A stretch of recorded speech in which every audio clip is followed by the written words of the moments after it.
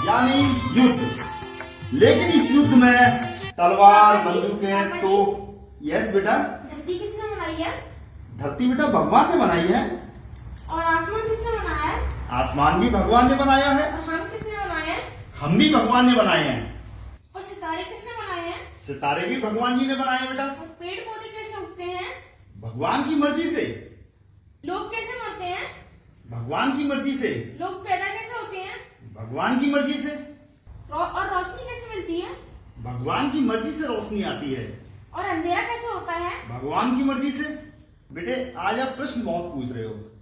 इस संसार में और इस ब्रह्मांड में जो कुछ भी हो रहा है, चाहे इस संसार के किसी भी पेड़ का एक पत्ता क्यों ना गिरता हो, चाहे हवा क्यों ना चलती हो, चाहे कुछ भी क्यों ना होता हो, ये सब कुछ भगवान की मर्जी से होता है मेरे बच्चे। भगवान की मर्जी से। क्योंकि भगवान ही इस ब्रह्मांड का रचयिता है और उसी ने सब कुछ का विधान बनाया है।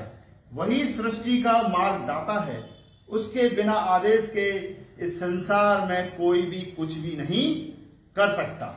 तो क्या बाबा जी मैं पढ़ता हूँ तो वो भी क्या मैं भगवान मुझसे पढ़वाते हैं? यस, आप भगवान की मर्जी से ही आपका दाखिला स्कूल में हुआ है और भगवान की मर्जी से ही आप पढ़ रहे हो। वो कहेंगे तभी आप पढ़ने बैठोगे, अगर वो नहीं कहेंगे तो आप पढ़ नहीं सकते हो। अच्छा, समझ में आया ना? हाँ। वेरी गुड, शाबाश। कौन? सर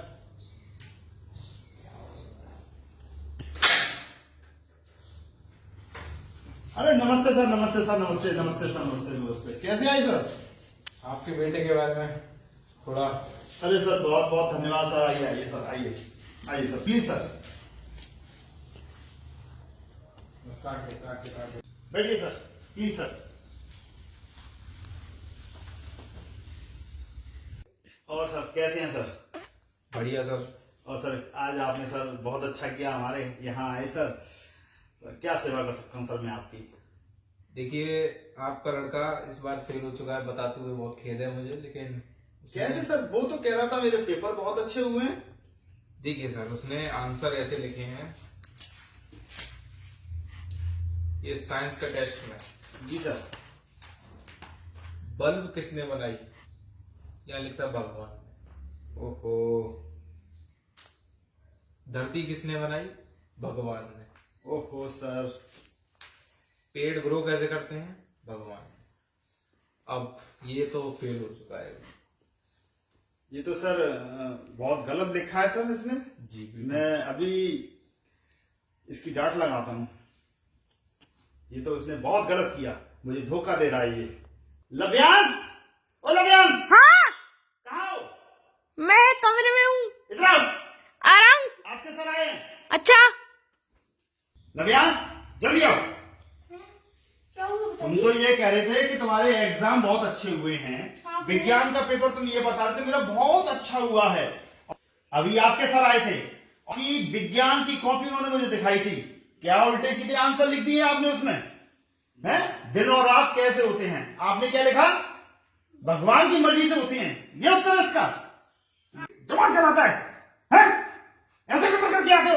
ऐसे ऐसे मैंने बताया था, मैंने क्या बताया था मैंने? आपने तो बताया सारी चीजें दुनिया में भगवान के द्वारा ही होती हैं। अच्छा अब जवान चलाने लगा है, बदतमीज है ना?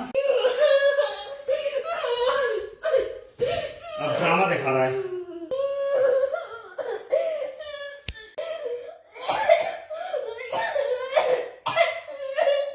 पापा ने तो मुझे बोला था कि दुनिया सारी चीज भगवान के द्वारा ही होती है। मेरी क्या गलती है इसमें? मुझे इतना मारा। तो दोस्तों ये था एक एक्ट जिसके जरिए आज भारत में जो परिवारों में सिस्टम चल रहा है कि बच्चे को किस तरह प्रिपेयर किया जा रहा है, क्या मानसिकता उसके मस्तिष्क में डाली जा रही है। भगवान की आइडियोलॉजी को हर चीज में व्यवस्थित उसके दिमाग में डाला जा रहा है। हर चीज में भगवान को रखा जा रहा है। सूर्य का निकलना हो, सूर्य का डूबना हो, हवा का चलना हो, बीज का पौधा बनना हो। ये आजकल की जनरेशन के जो परिवार हैं, सारे परिवार यही कहते हैं कि ईश्वर ये सब कर रहा है। जीवन में दुख हो चाहे खुशियां आए, शादी आए, बच्चे का जन्म हो, किसी की मृत्यु हो, सब कुछ ईश्वर की मर्जी से होती है। ये सारी चीजें आज हमारे लोग अपने बच्चों के दिमाग में डाले जा रहे हैं, जिसका नतीजा ये हो रहा है कि हमारे बच्चे, जिनको इस देश के विकास में महत्वपूर्ण भूमिका अदा करनी चाहिए थी, जिनको इस देश के विज्ञान को टॉप लेवल पर ले जाना चाहिए था, हमारे देश के बच्चे आज अंतरिक्ष का ज्ञान अर्जित करना चाहते थे, वो सारे बच्चे आज ऐसी ही व्यवस्थाओं के कारण धर्म में फंसे रह गए हैं। क्योंकि विज्ञान और धर्म का टकराव बहुत पुराना चला आ रहा है और विज्ञान और धर्म के टकराव में कई सारे वैचारिक मतभेद पैदा हो जाते हैं। नास्तिक हो, आस्तिक हो, धर्म हो और अधर्म हो, ये सारे कारण विज्ञान और ईश्वर के बीच में जो मतभेद हैं और जो द्वंद्व हैं, उसी के कारण उत्पन्न हुए हैं। समझ में आज की पीढ़ियों को यह आना चाहिए कि हमारे बच्चे का भविष्य और हमारे बच्चे के भविष्य का विकास भगवान से होगा, धर्म से होगा या फिर विज्ञान से। हमें यह भी एग्जाम्पल सेट करने चाहिए, जो देश विकसित राष्ट्र हैं और जो राष्ट्र हमसे सैकड़ों वर्ष आगे की जिंदगी जी रहे हैं, क्या उन राष्ट्रों के परिवार के बच्चे ये सब सीखते हैं कि धर्म उनके जीवन का सबसे महत्वपूर्ण पहलू है? क्या वो लोग ये अपने बच्चों को सिखाते हैं कि यदि उनके भाग्य में डॉक्टर बनना होगा, साइंटिस्ट बनना लिखा होगा या इंजीनियर बनना लिखा होगा, ये सब पहले से तय है? मेरे ख्याल से उन राष्ट्रों में उन बच्चों को ये सब चीजें नहीं सिखाई जाती। वहां पर ऐसे बच्चों को और अपने बच्चों को ये सिखाया जाता है कि आपकी बुद्धि, आपका ज्ञान और आपका ही कर्म आपके लिए एक बेहतर मार्ग बना सकता है। और भारत में ये सब चीज उल्टी है। यहां पर हमारे बच्चों के दिमाग में भाग्य और विधाता का बीज बोया जाता है और जरा सा बच्चा असफल हो जाए तो वो यही सोचता है कि मेरे भाग्य में ये था ही नहीं। माँ बाप यदि उसको ये सिखाएं कि बेटे, अगर कोई चीज तुम हासिल नहीं कर पा रहे हो तो वह चीज तुम्हारे भाग्य के दोष के कारण नहीं, बल्कि तुम्हारे कर्म में कुछ ऐसी चीजें रह गई हैं या तुम्हारे प्रयास में कुछ कमी रह गई है जिसके कारण वो चीज तुमसे दूर है।